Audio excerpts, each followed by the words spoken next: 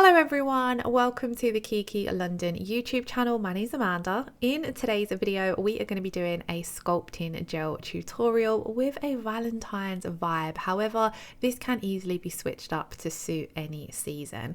So I thought I'd jump straight in and show you guys the products we're going to be using. So I'm going to be using RB20 from the rubber color base range for my base.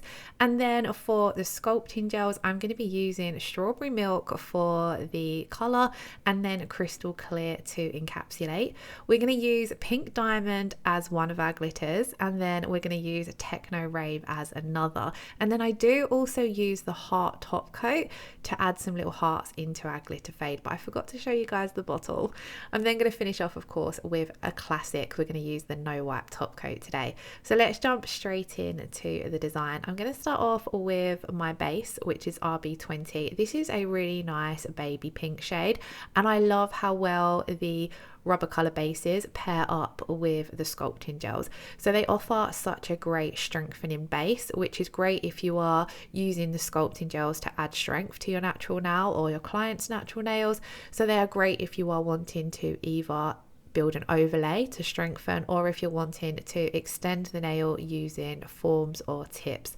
And I love the fact that you can kind of play around with different color rubber bases depending on the look you're going for. So if you want to go for a milky color, like if you're using a milky sculpting gel, you can use one of the milky white rubber bases, and then you're getting more opacity without having to use thicker layers. So that's kind of like what I done with this one. I picked a rubber base that was a similar color to the strawberry milk sculpting gel, but you can mix it up, like I said, if you want a different look. Or if you don't want to use a rubber color base, you can use a clear base here as well. So I've just applied this same way I normally do, a thin coat, and going in with my stripe liner brush to get a nice neat cuticle line. And then we're going to pop this in to cure for 30 seconds. Now I'm going to go straight in and create my design, and we're going to do basically like a hidden glitter fade. I wanted to go in first of all with pink diamond, as this has a beautiful jelly pink base. So the gel is like a jelly pink, and then you have these beautiful silver glitters. Now they're kind of strange. They're not like your regular hex glitters. They're so pretty because they're kind of like a little foil, like they've got a metallic-y foil effect to them. I really love this for when you're doing a glitter fade, because you can use this as a base and then it's nice and thin, and you can come over the top with another glitter. So it's a great way of combining different glitters. Of course it does look very pretty on its own as well, but it does just make a great base because it fades out beautifully. As you can see here, I'm just going in with my ombre brush, pulling it down so there's not a harsh line where that stops, and then it fades out so effortlessly because you've got that pink jelly base. It's not a harsh or a strong color. So I'm just neatening this up, going in using nice light strokes with my ombre brush to blend this down, and then we're going to come over the top and layer up our techno rave. So techno rave is more of a holographic hexagon glitter. You can go straight in with that one, but I just wanted to go for a really pretty look, and layering glitters gives off such a beautiful effect when they catch the light. So I'm going to cure each layer. So I did cure that one for 30 seconds, and then with techno rave I don't want to add too much of this. So rather than going in with the bottle brush, I'm just going to pop some on my palette and go in with my stripe liner brush, go in around that cuticle area first of all, and then I'm going to go in with a little bit more and fade this down. Now this is a pink holographic glitter mix, but it's set in a clear gel, so you're not adding any additional color to the nail. So this is why it's a great one for layering as well, because you can layer this over any color. And then it has some beautiful pink hexes in there, so it does team up beautifully with the pink diamond, but then there are some silver holographic particles as well. And like I said, I don't want to add too much of this, but it just looks beautiful. And how pretty do the pinks look over that base? Just, I love a pink nail design for Valentine's, so I had to squeeze this one in. So I'm going to cure that one for 30 seconds, and then this is where I'm going to use the hearts top coat. So the hearts top coat has pink and red hearts set in a clear no wipe top coat. So usually you would use this just to top coat the entire nail and add a heart finish to whichever color, but I'm going to be using it for nail art. So what I'm doing is adding some to my palette, and then I'm kind of picking those hearts out of the gel. I don't don't necessarily need to add too much of that top coat, but it does help stick these down in place so they don't move around when we're doing our fade with the sculpting gel. So this does make it a lot easier than, say, applying raw glitter hearts, because you would need to have something to stick them with, so you'd need to use a clear gel anyway. So this made it a lot quicker than how I would normally add a chunky glitter at this point. Now, of course, if you didn't want this to be a Valentine's design, you could skip out the hearts and you would just have a simple pink hidden glitter fade, or you could come in with some chunky glitters of your choice. So it is a very versatile nail design. Now I wanted to grab a few more hearts. I wanted to play around with these and just pull them into place where I want them to go. So I am grabbing some more, but then I'm going to take a little bit of time once I've got them on the nail just to nudge them around. I wanted them to be a bit closer at that cuticle area, and where they are in the wet top coat, this makes it really easy as well, because you can just move them around as much as you like until you pop them in to cure. So if you add too many, you can remove some if you want them to be a little bit closer. If you want to have all your hearts facing a certain way, this is the point where you can just really play around with it until you're happy with how they looked. I did move some of the red ones, so the pink ones were at the top part of the nail, because I was worried the red ones would pop a little bit more through the glitter fade that I wanted to look. So that when I come in with the sculpting gel, I wanted it to look quite subtle. So as you can see, I swapped it so the pink hearts were on the top. Then we'd cured that, so we're going to go in with our sculpting gel now. So I'm starting off with strawberry milk, and I'm picking up a medium-sized ball and just placing it down where that glitter fade has started to end. This is going to look a little bit like not a blended nail to begin with. We're going to go in and blend this back after we've walked it down towards the tip of the nail, so just trust the process.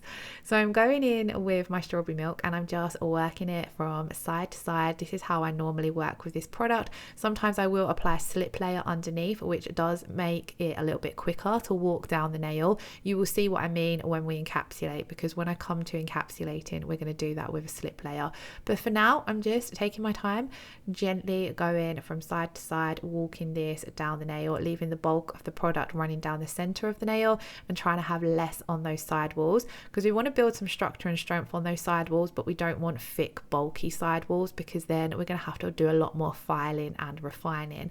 You also don't want to work too quickly with this product, because you'll either end up with a really uneven application or you'll end up putting lots of air bubbles into it.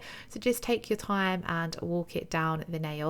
And then at this point, as we're getting towards the tip of the nail, I'm just kind of trying to feather it out, making sure that I've got enough to get to the tip. If I did run out, you can very simply come in with another ball of gel and melt it into that previous ball, but luckily I had just enough. Now it does look a little bit uneven, but this does self-level very easily and very quickly without you having to do too much work. So what I'm going to do now is I'm going to switch to my strap liner brush and just pull some of this gel backwards a little bit to thin it out at that glitter area, so it starts looking like a hidden glitter fade. I am going to finish up with my ombre brush, but before I switched brushes, I wanted to take my strap liner brush and just pull some of that gel down the sides, just because I felt as though they were a little bit too thin. And doing this with your strap liner brush, it gives you a little bit more control over how much product you're moving around. I didn't want to move too much because I don't want to end up having to do lots of filing on those side walls, so I'm just gently moving that into place. Then I'm going to switch to my ombre brush and use this very lightly just to blend that colour over the glitter hearts. And how cute does it look? So you can see here what I meant. I'm glad I moved those pinker hearts to where the fade area was going to be, just because I feel as though the red would have popped a little bit too much and the ombre wouldn't have looked as subtle as I wanted it. But of course, this is personal preference, or does kind of depend on the design that you're doing. I did have a little fleck of dust or something, it might have even been glitter that I was just pulling out there. So I did play around with this a little bit, so it does look a little uneven, but I left it to self-level for a few seconds before curing, and that really helped. So this is what our ombre design is looking like so far. Now I've built up some structure with the strawberry milk, but not enough for the nail to be fully encapsulated, because obviously we haven't gone over that glitter area, so we haven't really built up the cuticle area, we haven't really put an apex in. So I'm going to do that with my crystal clear layer, and we're going to encapsulate. So I'm going to come in, apply my slip layer. So this was a thin wet layer of gel that went over the entire nail. Then I started off with a small ball of gel, thinking that I wouldn't need too much. So I'm going in, applying this down at the cuticle area, just using circular motions and then going side to side with my brush to walk this down. And I wanted to kind of encapsulate the glitter area and build up a small apex and a bit more structure, and then also protect that blend where the strawberry milk meets the glitter. But I didn't feel as though I had enough gel, so I kind of just left it where it was. Then I switched to my stripe liner brush. I wanted to come in and pull that gel a little bit closer to the cuticles and sidewalls, and then I'm going to fade out that gel that's there so that there's not a thick uneven line. And then I'm going to go in with another small ball of gel and basically repeat the process, simply because I just felt as though for the length of the nail the apex was just a little too thin, and that if you was wearing this on yourself or a client, you'd want that just a little bit more thickness for there to be a little bit more strength and structure, especially if you was doing sculpting or a tip, so you'd have a stress area where that tip or form would meet the natural nail. So I'm going in with another small bead and basically doing the same as before, just floating it into that wet gel that's underneath, and then very gently taking this from side to side. We don't want to add too much to the sidewalls because we've pretty much built up the sidewalls with strawberry milk. So I'm just building up the sidewalls around that glitter area and then just gently feathering out this from side to side. And then same as before, switching to my stripe liner brush. So I'm leaving a lot of that gel where I've placed it because I don't need the thickness to come all the way down to the tip of the nail. So I'm just smoothing this out with the stripe liner brush. And then what I like to do on my final gel layer is hold the nail upside down for a few seconds. This helps pull the gel into the center and gives you that nice spine to the nail. We're then going to cure this for 60 seconds.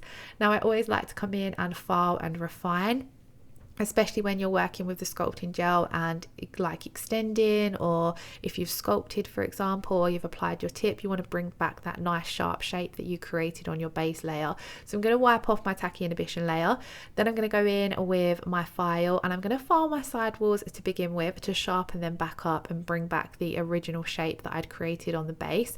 And then I'm going to debulk around those sidewalls, up around the cuticle area, down the other sidewall. This is usually the area that I personally find I need a little bit of debulking no matter how well I apply my gel. And then I'm going to come over the entire surface of the nail. Now at this point, this is where you want to check for any unevenness, any areas where you've applied your gel too thickly. For me, it was the very tip of the nail, so I felt as though the very tip of the nail was a little bit too thick, so I'm focusing my filing on that area. Depending on how well you've applied your gel, the better you apply your gel, the less finish filing you have to do. But of course, if you have got any bulkiness, this is the point where you're able to fix it up. So I just always stick to that same routine of go up one sidewall, around the cuticle area, avoiding over filing across that apex area, up the other sidewall, and then just contour and go over the entire surface of the nail. I'm then going to go in and finish file the shape in. So I'm wanting to keep that sharp square shape. So I'm coming up my sidewalls and then flat filing across the tip of the nail as well to get that nice sharp crisp shape. And then once I was happy with all the filing, I am going to give the nail a very quick buff, just going over the entire surface once. This is just going to help remove any harsh scratches that are left behind from filing, especially if you've been using the 100 grit side of your file. So this is just going to smooth and refine everything. After you've done this step, you need to give a very good clean. So I dry dusted to begin with, then went in with a little bit of alcohol on my dust brush and gave the nail a really good scrub to get rid of as much dust as possible before we go in and top coat, because the last thing you want to do is encapsulate dust in your top coat. So I'm just taking the no wipe top coat and applying a coat of this to the entire nail, which is going to bring back that gorgeous shine. Now you can use any top coat of your choice. I went for a classic today. I don't feel as though I've used the no wipe top coat very often. I've been reaching for the crystal top coat a lot.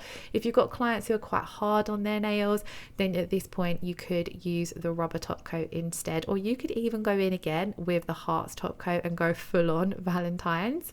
Once I had cured this was the finished look. How cute does this look? Let me know what you think in the comments below. If you have any questions or need any help, then do pop that in the comments below and I'll be happy to help. I really hope you all enjoyed watching today's video. I hope you all have a wonderful weekend. If you did enjoy the video, please do give it a thumbs up, leave me a comment below, and if you haven't already subscribed to the Kiki London channel, I would absolutely love it if you hit that subscription button. Thank you all so much for watching. Lots of love, take care, bye bye.